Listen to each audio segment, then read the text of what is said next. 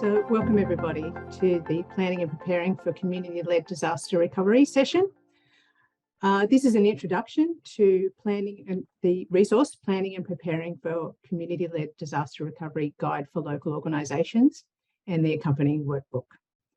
So the session is particularly for small to medium, not-for-profit organisations who are working in disaster recovery, or to help you plan for working in disaster recovery.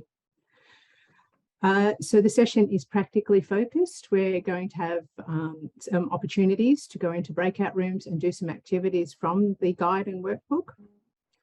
So NCOS recognises the changed landscape that everybody's working in, with more disasters happening, and we're being involved in disasters more often. And we're advocating for appropriate funding for smaller services, but also for the social sector to be embedded in emergency management systems, so there's a more effective local response and recovery. The NCOS Building Resilience for Emergency Responses team has embedded a series of, has hosted a series of webinars to support small to medium NGOs to deal with our changing world. The Building Resilience for Emergency Responses team is myself, Eleanor Harris. I'm the acting manager. Is Prabha Galati, our Senior Project Officer, and Forever to Power, a Project Officer. So they're here. Prabha will be presenting with me today, and Forever's providing that technical support in the background. So thank you both to the team. I would like to acknowledge the First Nations people as sovereign custodians of country. I'd like to pay my respects to elders of past, present, and future generations. I acknowledge and value the distinct culture, customs, and practices present in the many and diverse nations across New South Wales on which we live and work. So just a couple of technical things today for running the webinar. The session obviously is recorded. Everybody is muted. If you have some questions or comments, please put them into the chat. We will monitor that throughout the day. There will be breakout rooms. Those won't be recorded though. And also, hopefully, we have a bit of time for questions and answers at the end of the session. Just in terms of our interactions today, we just ask that they are always respectful of each other. If possible, please turn your mobile phones off and keep your cameras on, because the idea of the session is that it's interactive. We can actually see each other as well. Please participate too as much as possible. Okay, a little bit about the Building Resilience for Emergency Responses project. So we're living in a time where cumulative, I always have troubles with that, disasters are the new normal. The traditional model of disaster management is not really fit for purpose for communities anymore. So often communities are in recovery from one disaster, they're responding to a new disaster, and they're working at building capacity and resilience at the same time, so which is really tough. And we acknowledge also that this is tough for you as services that are supporting your local community, and often you're members of that community as well, so you're often directly impacted. And Prabha will be doing a session at the towards the end, the later half of today, to look at looking after yourself and your staff as well. So the Building Resilience for Emergency Responses project was established to embed place-based non-government organisations in emergency management systems and to improve local response and recovery. We've also been documenting the learnings and the role of small to medium NGOs throughout disasters, which has been really interesting. And we're advocating for better recognition of place-based NGOs in disaster management. The Building Resilience for Emergency Responses project is funded through the New South Wales Government Social Sector Transformation Fund. There's growing recognition that disaster recovery and resilience building processes are more successful when they are community-led. So this resource is a really good at focusing us in on working with the community and working as local organisations and bringing those resources together in a planned way. The session today aims to assist you in defining your role or the role for your organisation in disaster recovery. So I will stop talking now for a little while, and I will hand over to Prabha. Thanks, Prabha. Good afternoon, everyone. I'm so pleased that so many of you have joined us for this session. I'm going to start by taking you through the learning objectives and the session plan. Eleanor is going to very kindly help by clicking through the slides for me. So at times I will be asking Eleanor to move on to the next slide. So the objectives for today are about supporting you as community leaders to apply your knowledge, strength, and skills, to use the planning tools to help develop preventative. Eleanor, if you just go on to click, cost-effective responses based on what works locally. So, and click again. So these tools are designed to support a place-based approach, and we'll talk a little bit about what a place-based approach is. Targeting the specific circumstances of a geographical location and the communities with it.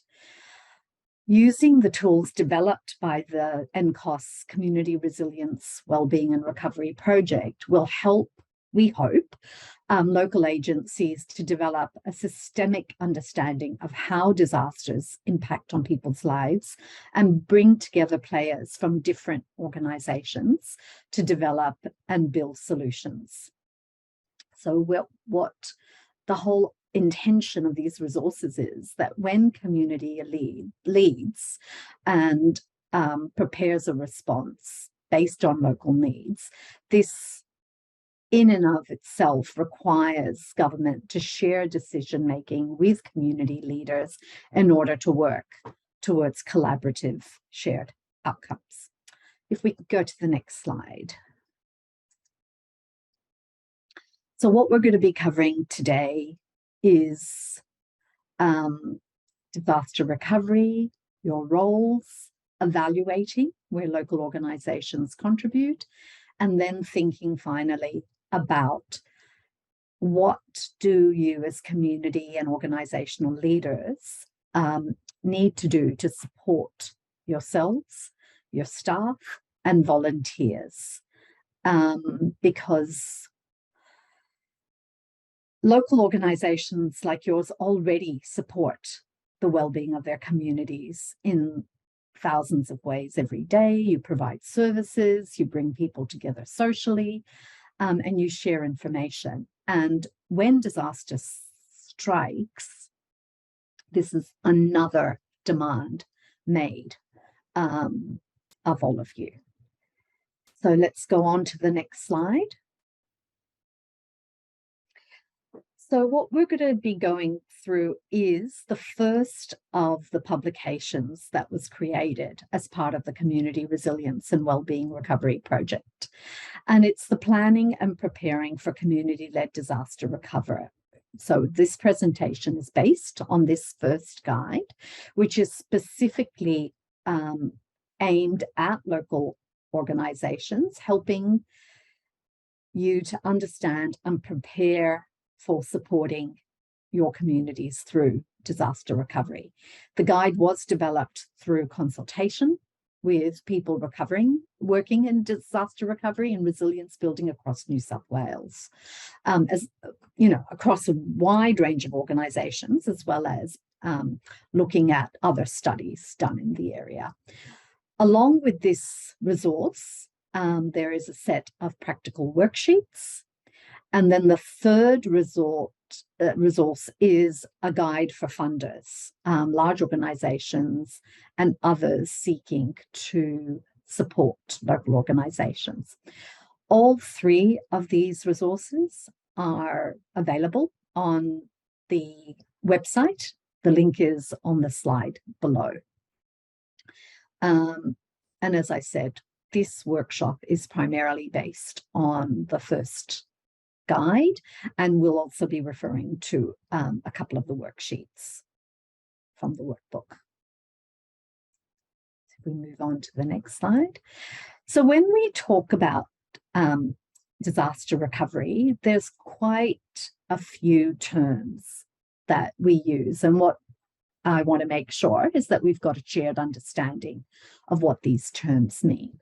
So Eleanor, if you just quickly click through, these are the terms that I'm going to be talking about initially, and then Eleanor will continue to build on the definitions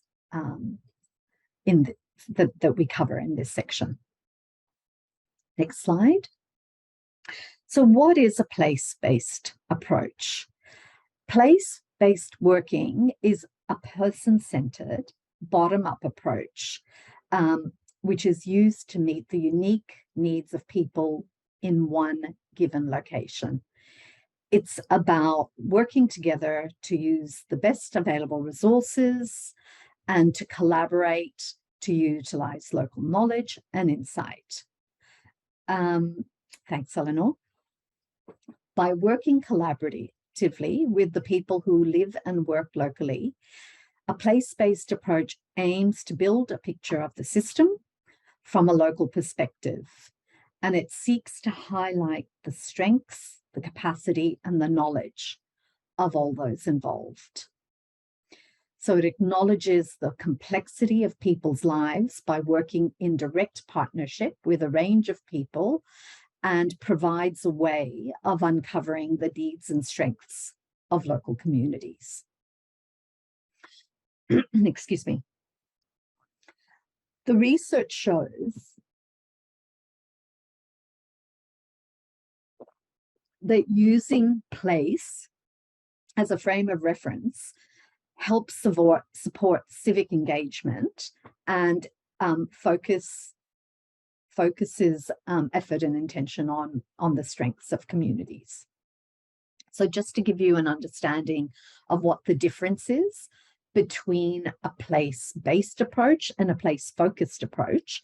A place-focused approach involves planning and adapting government services and infrastructure with a focus on the needs of the places. It happens with government still at the center of the approach. A place-based approach can happen without government. It involves local people and organizations being put at the center of the approach and them leading the approach and then partnering with government in decision making. So it's different from a top-down approach, and it focuses on assets, whereas place-based approaches sometimes can be criticized for, place-focused approaches can be criticized for undervaluing the importance of local knowledge and assets, and misdiagnosing the issues. Whereas when community leads, community has the knowledge to put the most important things in focus. So let's go on to the next slide. Community assets. So community assets include local organizations, associations, and individuals. Essentially, they are the collective resources which communities have at their disposal.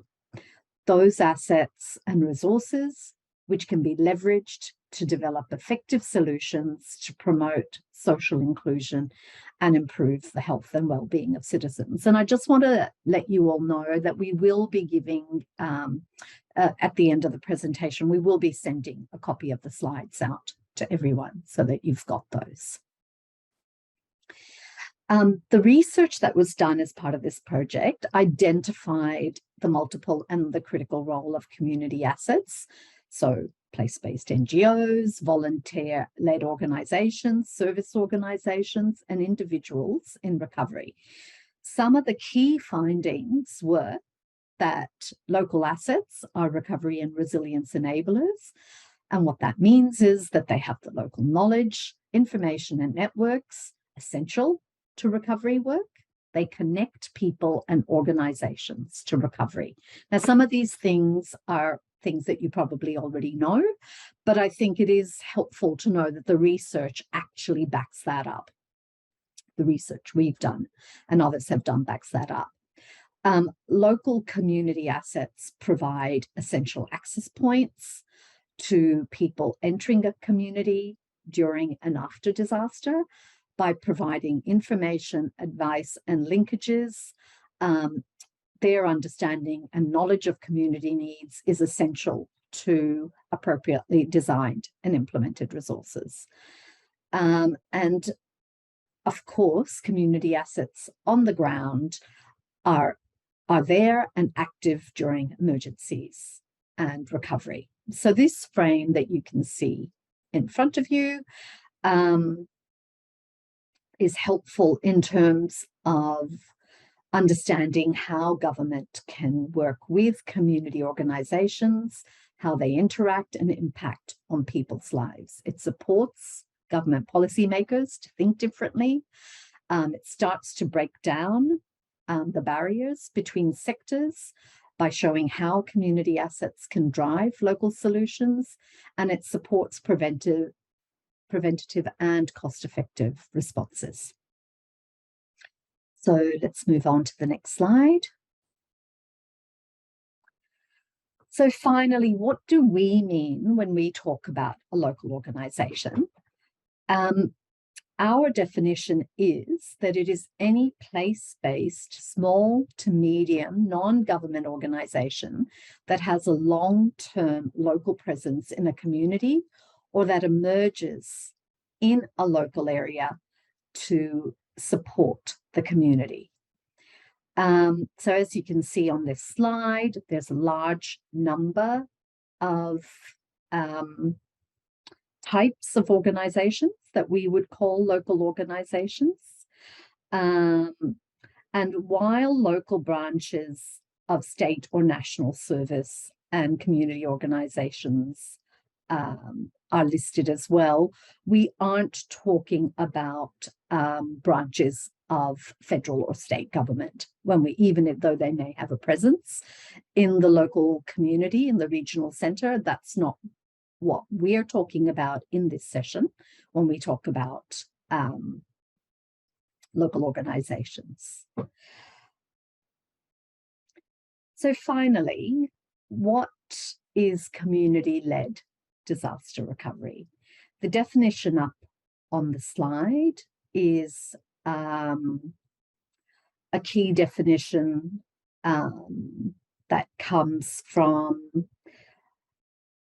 the Red Cross, from the Australian Disaster Resilience Handbook. And they draw on a few factors there as to what makes community-led disaster recovery successful. So again, it's some of the things that I've already mentioned. It's about it being tailored. It's about drawing on the unique needs and the strengths of communities. It's about making it simple for local residents to be involved and to do meaningful work. So when I say simple, I mean the access points become simple, not that the work is simple.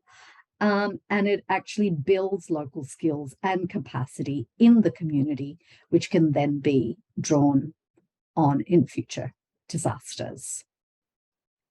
So the commitment to community-led recovery recognises that the more people and communities take control of their recovery experience, the more likely they are to achieve better outcomes. And it also, this framework also recognises that these initiatives can be difficult to get right. So there is a sweet spot between enabling and overwhelming affected individuals and communities, and the organisations who are really keen to support local communities can sometimes take on too much, and that is, the area that we need to be careful of in local communities. So Bronwyn, I saw that comment in the chat. You will get a copy of these slides and the link will be provided But forever, if you've got time to pop that into the chat, please do so. Having said that, all of that, I'm now going to hand back over to Eleanor to take us more into the detail of this work. Great, thanks, Prabha. I was just popping that link, hopefully, into the chat. So the next, you'll see that the sessions we go through, they're in my part anyway. I'm packing a lot in here. So we looked at the guide and we've taken out each section and we're sort of summarising it in the presentation. So I'll be going through that fairly quickly, and we will have an opportunity to, as we said, to practice some of the things in our breakout rooms. So this section looks briefly at disaster recovery, and that's part 2 from the Guide for Local Organisations. So Prabha has already given some definitions around disaster recovery. So just to reiterate, one of the definitions is that disaster recovery is a coordinated process of supporting emergency affected communities in reconstruction of physical infrastructure and restoration of emotional, social, economic and physical well-being. So you might find as a smaller local organisation that you're more working in that area of that social, emotional, practical needs and meeting those. But both areas, the reconstruction of physical infrastructure and those other needs, are really closely interlinked. So our current example is Northern Rivers.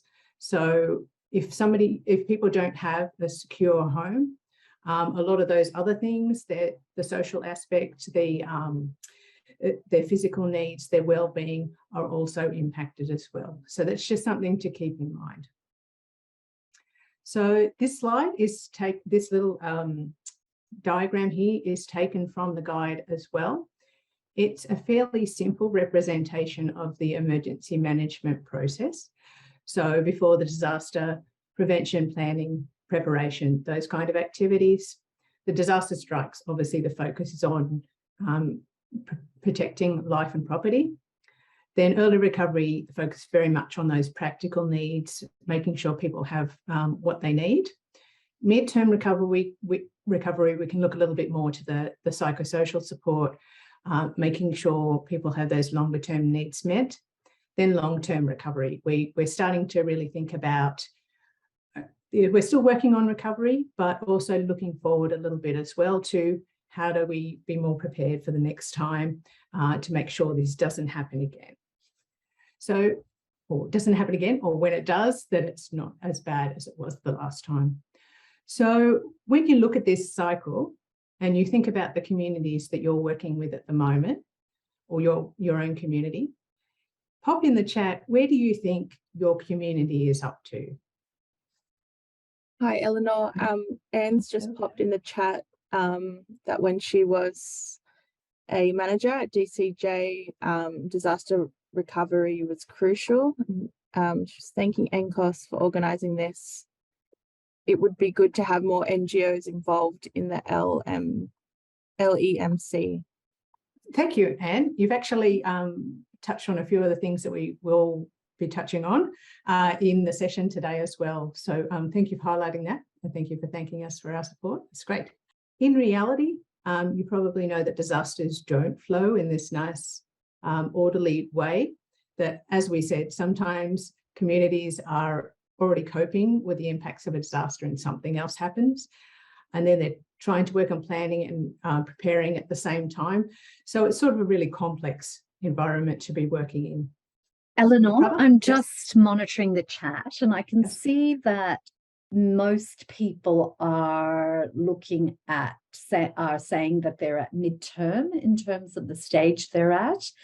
And then, you know, somewhere between disaster to early recovery is another point. So there's quite a lot of diversity in the responses. And then other people are saying we're back to just before disaster, and also looking at before, given that La Nina is on the way again. Yes, exactly. So we're looking back, we're maybe in recovery, and we're also looking forward to what's happening, what might be happening in the future as well. Yeah, so there's also Yes. Sorry to cut across you. There's also another question, just to let you know, that what is the role of a DIS plan or a place-based disaster plan? So that's a question in the comments. That's a great question, Peter. I don't have any information on that from this presentation. If you have any ideas or any links, you can pop it into the chat if there's any further information that you'd like to contribute. So, but thank you for that. All right, yes, so from those comments, we can see that disaster recovery doesn't have that nice flow. You can be at different points at the same time.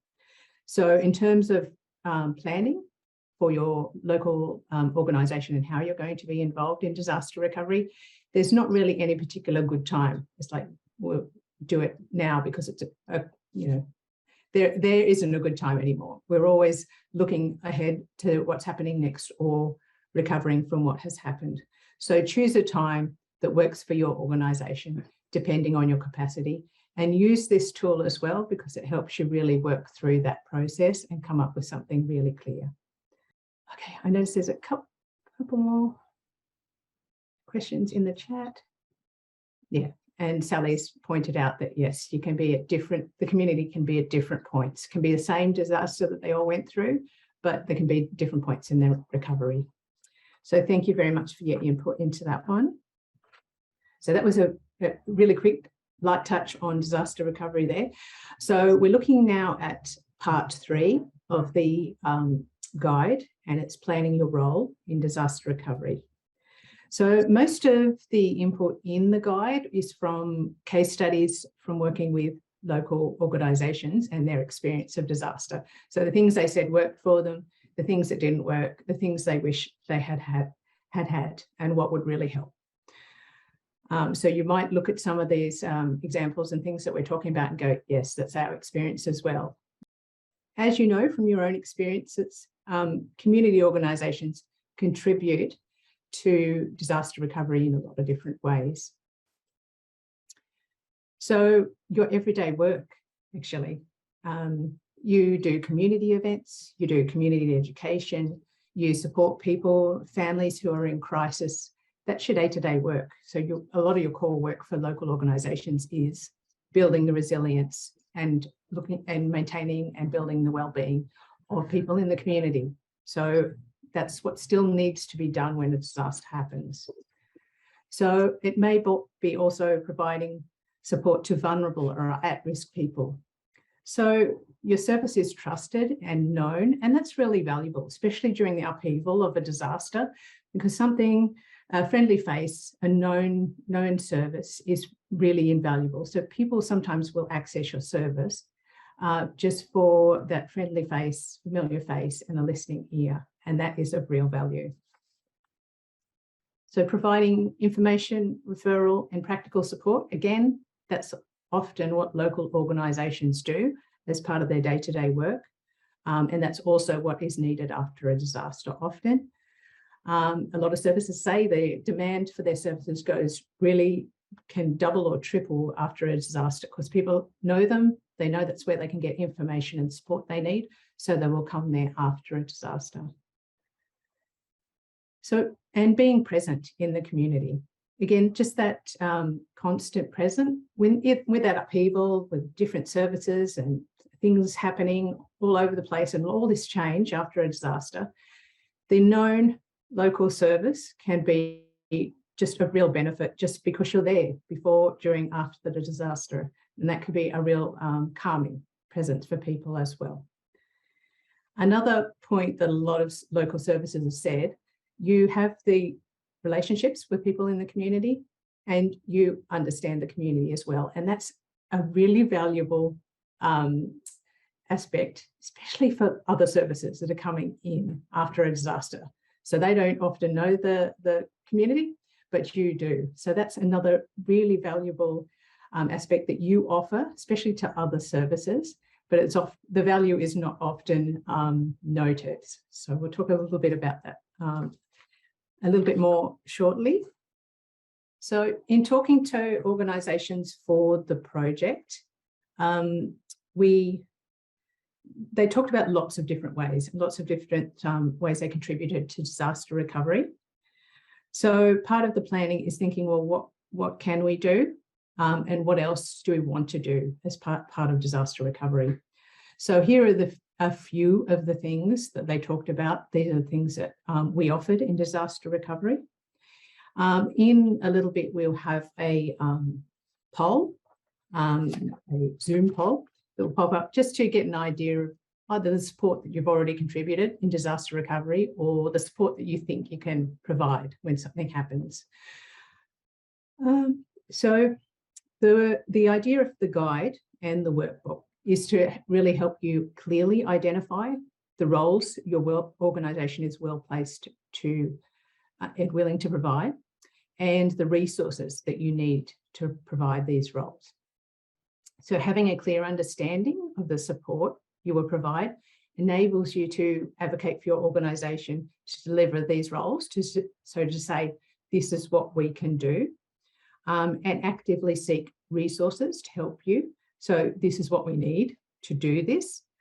It also ensures that those resources don't end up allocated elsewhere.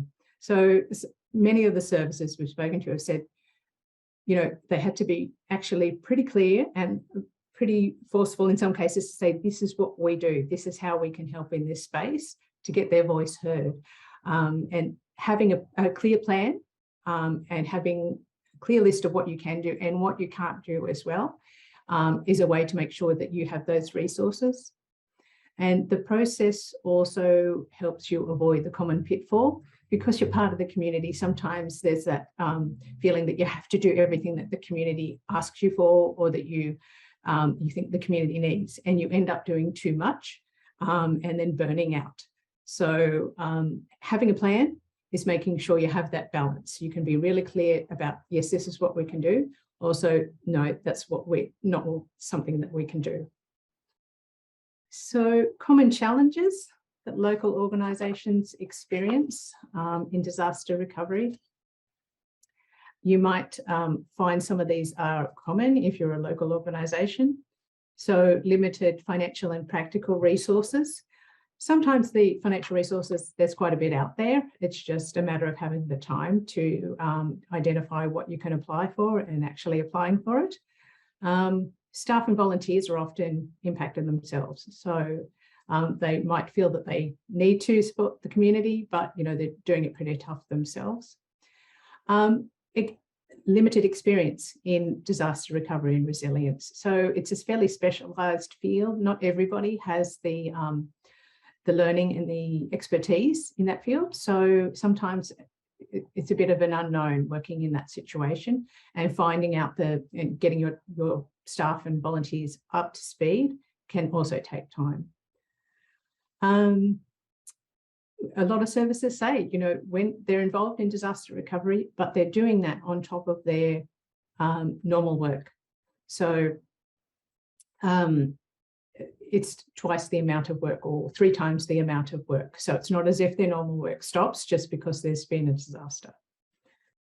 So some of the issues that services, some of the main issues that services pointed out was difficulty in collaborating with other organisations. So there's a lot of other organisations in the space, and often, again, they're still doing their normal business. So there's 2 streams they're being asked to work in: their business as usual, and then the recovery as well. So that the amount of collaboration can be quite hard to handle, and also accessing additional resources. So as I said, there can be those resources out there, but accessing them can be quite time consuming. So the idea of the guide is to understand these challenges, and it helps you work through understanding these challenges and developing solutions, and then providing you with support around what you would do in disaster resilience and recovery, acknowledging that local organisations, though they're small, often go above and beyond. Also, NCOS is advocating, as we said, for the social sector to be better recognised, because you do so much, but often it's not recognised as part of that disaster management system, not formally recognised. So this diagram here is, again, from the guide, and it's posing some questions for local organisations to help you think through what will our role be in disaster recovery. The worksheet 1 also has questions in it to help you work through that process and identify what you will do and what you will say no to. So some questions to consider when you're planning for disaster recovery is, would you take on this role if you were asked by your clients and members? Would you take it on if local residents who don't usually, they're not associated with your service, if they asked you to do it? Would you do it if government or a disaster response organisation asked you to do it? What does your organisation already do that will support recovery and rebuilding? So maybe you don't have to take on any new work. Maybe there's something you can do that you can either just continue or you can strengthen. Or what, if any, new roles can you take on? So there's sort of sitting down and doing that thinking around, actually, will we just say yes to everything? Because that's not sustainable. Let's decide, where are our strengths? What can we work on? Got a comment from Eva who said no time for planning in very small orgs. You're doing a few roles at once. Yeah, so acknowledge that sitting down and planning for disaster recovery can be hard when you're also already doing maybe 3 or 4 roles when you're only technically supposed to be working on one. So fully acknowledge that sometimes there's not time. Eleanor, there's also a few comments around from participants that it's hard to jump in at short notice without being part of the local emergency planning process. So Anne talks about that in her experience in Armidale when it had its tornado.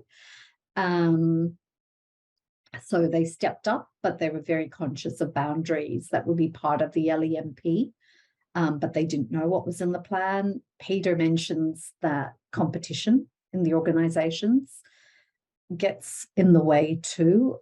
So this relates to how different levels of government are managing and distributing resources. That's from Eva in Murwillumbah.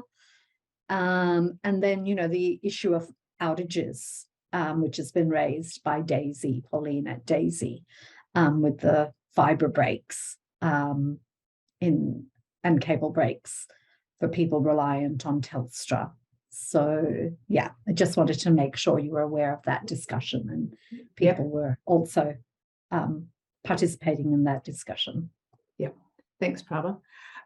Yes, so to those points, probably that early stage in recovery is not the time to be doing planning, though, as I mentioned, that's the time when you're really thinking, well, oh, this is what we can do. But, in that really busy space, it's not the most ideal. So if you can and find that time to plan when it's not quite so busy, but then that gives you the opportunity to be very clear with what you can and can't do, because yes, that space can be quite competitive. As Peter pointed out, there's a lot of players, sometimes a lot of bigger players, and so it can get quite competitive, even though we are thinking, we're all working together on the same thing, but it's funding, and yes, so it can get quite competitive. So thank you for those points, though. It is difficult, and we're hoping by aligning the community sector a little bit more with the disaster management sector, that we sort of know each other and we know what we do and what we can and can't offer. And so when something happens, we're ready and it's not that scramble. So that's where we're heading. This slide is looking at part 4 of the guide, which is planning to work together. Many organisations entering disaster, many non-local organisations entering disaster-affected communities will be unfamiliar with the community.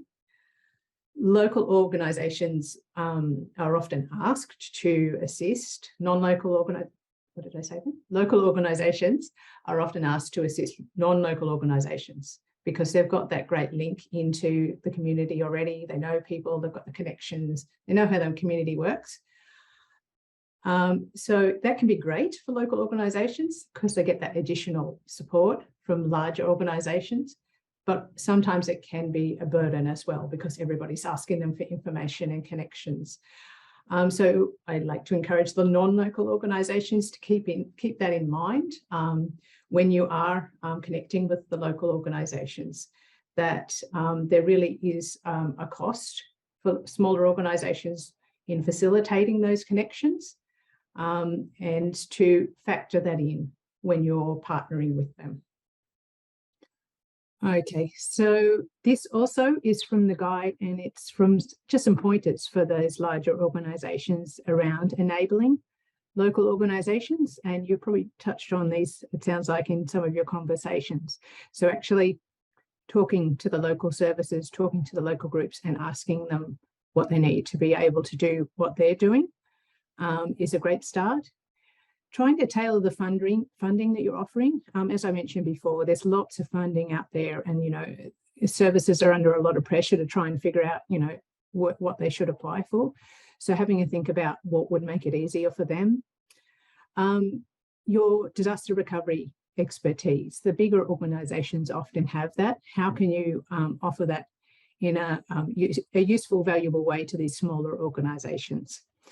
And being aware. So talking to organisations today, talking to them in the field, you're getting aware of what the constraints are for smaller organisations, what they're working under, and then tailoring your relationships, your collaborations with them according to those constraints. So we'll be taking a break in a moment, but we're just looking at the last slide for this section, which is looking at part 5 in the guide, and that's the networks and coordination section. And there's some comments from, again, local organisations about what would really enable the networks and coordination in their area. So having an existing network. So again, you know, we've been on this ride a couple of times now, so we're getting to know each other, or getting to know at least the organisations involved in disaster recovery. So trying to establish and maintain a network of organisations that are involved, having a central point of contact, so not 15 people from the one organisation, but a position or a person who's a central contact, an inclusive network. So potentially not just those formal recovery organisations, but some of the smaller local organisations, maybe some of the really active volunteer groups, as we've mentioned, government and non-government. And effective communication by the network. And that can be hard, especially when it's multiple disasters, when they're trying to get along with their business as usual as well, but working out what is effective communication for your network. And this is one more resource that I think is actually a good distillation of some of the resources that enable local organisations. So thinking about what can you do to build capacity. So what do they need? Particular training? Is it around disaster recovery? Is it around grant writing? What do they need to build capacity? Equitable funding models. So something that's flexible, something that's easy to access for smaller services and the volunteer groups. Mapping available assets and resources. Again, I think it's something we're getting better at, but not having to make everybody go through that process of, okay, this has happened, so who are you? What do you do? What do you do? What do you do? When you're actually responding in that early disaster recovery, but actually doing that mapping work and knowing who does what. Improved communication and coordination. So again, tricky because there are a lot of different players in the field, but making it meaningful, especially for the smaller organisations who are trying to do a lot of different things at one time. Also, improved referral processes. So again, when a lot of players in the field, it's like, well, who does what? But also, how can we connect into you to make sure when we have people who have a particular need, we can easily refer them and they're not having to ping pong around all the different services. Disaster preparedness. So again, people get to that point where they think, well, you know, what is going to happen next and how can we be better prepared? So enabling local organisations by building in some of those resources around disaster preparedness. And acknowledge and inclusion of informal assets. So currently, and we're moving in a better direction, but currently it's very much the recovery sort of services and everybody else. So that, and the local organisations are often involved in everybody else, and it's not always an inclusive process, but including integrating those two systems a little bit more is what we're working towards.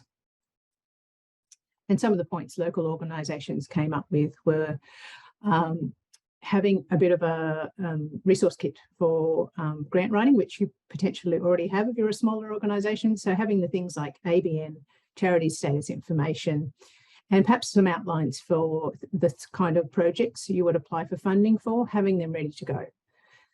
Some of them suggested identifying a professional grant writer, or if you don't have the funds for that, maybe skilling up one of your volunteers to be specifically a grant writing volunteer. And also having a checklist that you can develop around what would be worthwhile applying for. So you can quickly look through the funding opportunities, go yes, yes, yes, no, no, no. So just things that help you decide quickly what you can go for.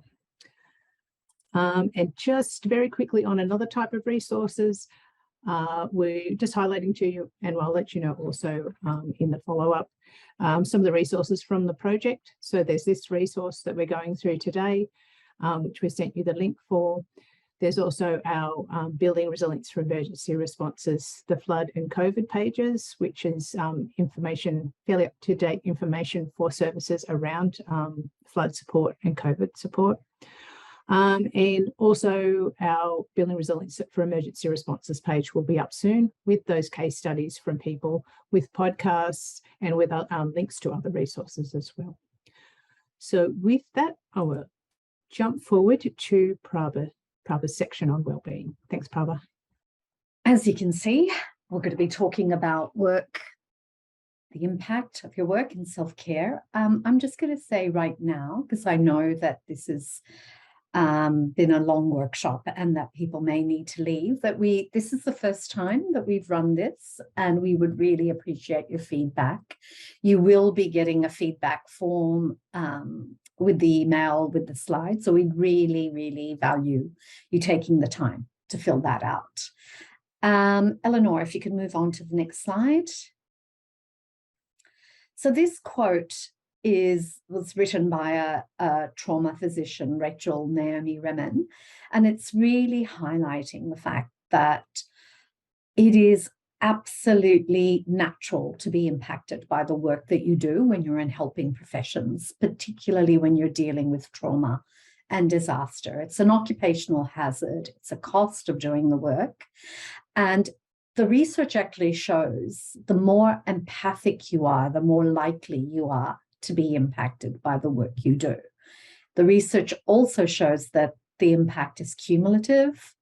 It's not a sign of weakness, it's inevitable, and it also changes over time. So your resourcefulness in dealing with the impact of the work becomes better the more you do it, for many, many people. Not for everyone, but for many people. And I also want to acknowledge that in these situations that we're talking about, particularly with COVID and when we're talking about the floods, that there is a double impact on workers. It's the personal impact as well as the impact of helping others. If we go on to the next slide.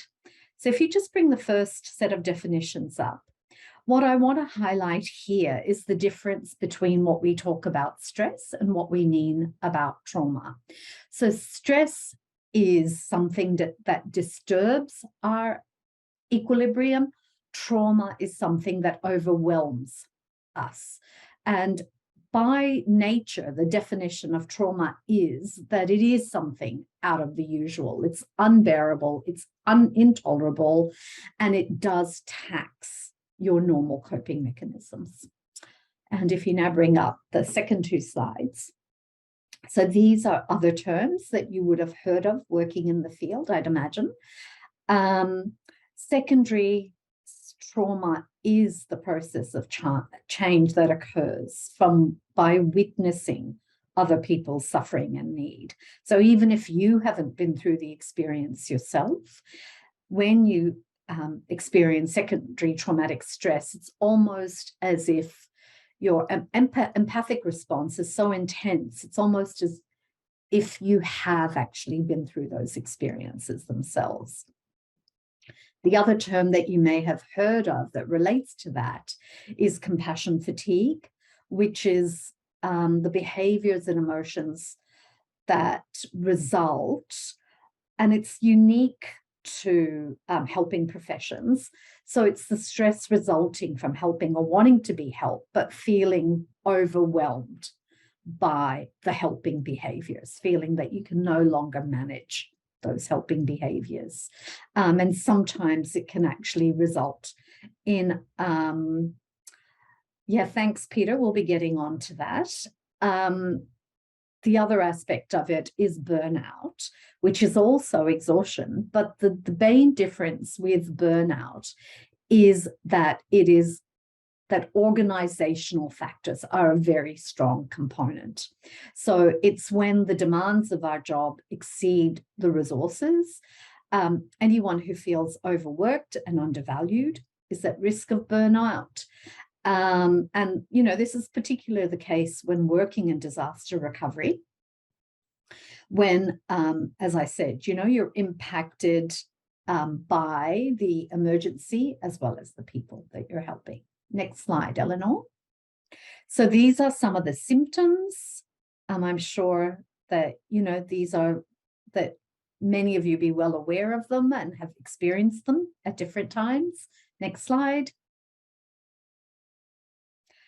And this slide, if you can put the whole thing up, this is where I was getting at when I was saying these are the organizational factors which contribute to both secondary traumatization and burnout. And often there's an interaction between the two. So if you're burned out, you also then have can have greater responses in the secondary trauma space in terms of being impacted by the work that you do in helping others. Next slide. So Peter, this gets to what you were talking about, compassion satisfaction. So this is a resilience component where when you do actually get results, where you do actually feel some level of positive feeling about the work you do, it is a protective factor. The next.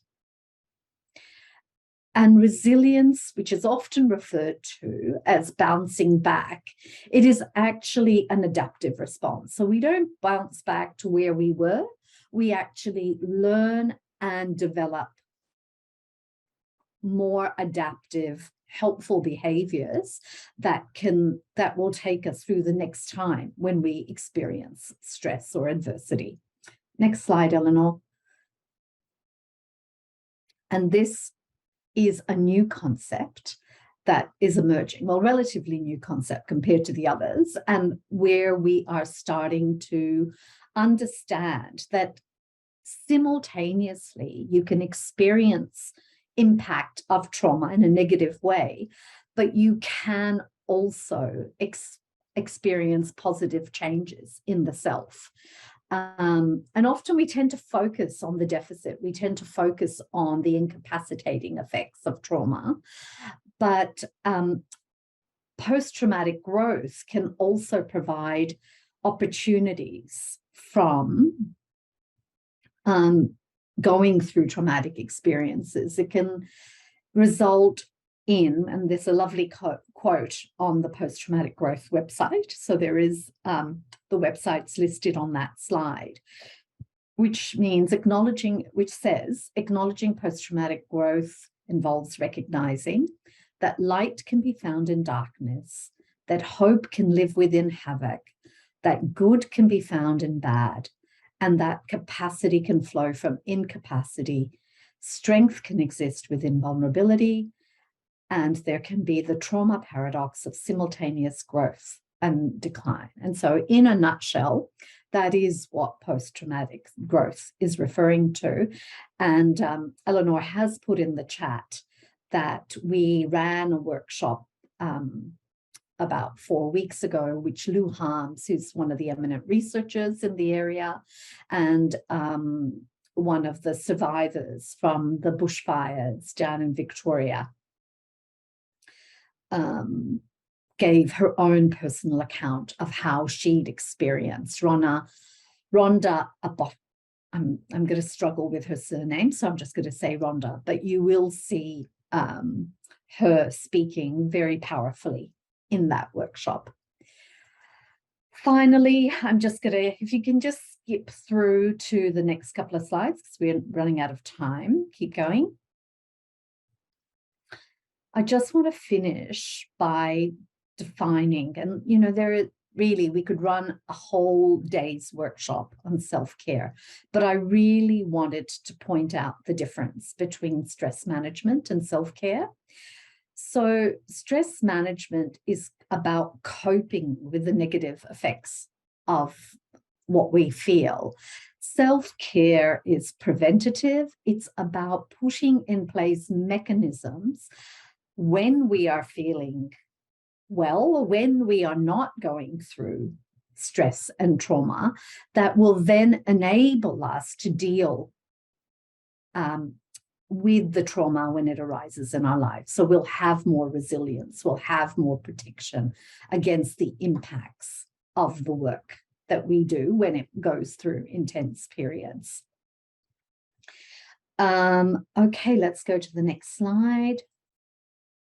So the other thing is that sometimes when we talk about self-care, we tend to think about things that maybe only address one aspect. We're holistic beings. We have emotional needs, physical, spiritual, professional. And if we really want to build resilience within ourselves, we need to think of strategies that address each one of these components. Now, if we'd had time, we would have done a breakout group. We would have asked people to brainstorm. But what we're going to do instead is just go on to the next slide and the one after that, where you can see some of the elements that address the mind, body, and the spirit, where you can see that there are different things that you do for each one of those aspects of us as being. And that supportive people in my life, that is about that need for human connection, which really is what sustains us when we do this work. All right, next slide, Eleanor. Thank you. And there is a summary for you. And we're only 3 minutes over. And as I said, you're going to get these slides, so you'll be able to look at them in more detail. Back to you, Eleanor. Thank you, Prabha, and thank you for concertinaing up your excellent presentation. I seem to be going in the wrong direction. Forward, Eleanor. Okay, so we're almost there. If you do have time, we will still have time at the end for questions and comments. So just to sum up, so from this session, we hope that you have been able to get an idea of the diverse needs and strengths in the community and how to recognise those and make sure they are included in the recovery process, and some of the actions that can be taken to support recovery, resilience and wellbeing of all people in the community. Local people and organisations are able to contribute their skills to disaster recovery and resilience and also build their future skills with access to that specialist support. And also giving the community the opportunity to articulate their needs and making recovery support flexible and tailored to the needs of the community in order for it to be effective. So thank you very much for your time.